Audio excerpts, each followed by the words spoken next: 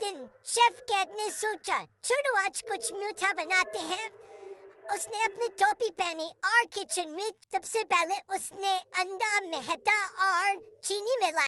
फिर उसने मक्खन दूध डालकर सब कुछ अच्छी तरह मिक्स किया।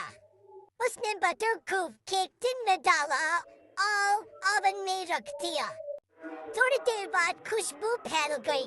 केक गोल्डन ब्राउन था, बिल्कुल परफेक्ट। केक ने केक डेकोरेट किया क्रीम और स्ट्रॉबेरी से और बिल्ली दोस्त आए और बोले ये तो दुनिया का बेस्ट केक है। शेफ केक ने कहा लव से बनाओ, टेस्ट खुद आएगा। हाँ हाँ।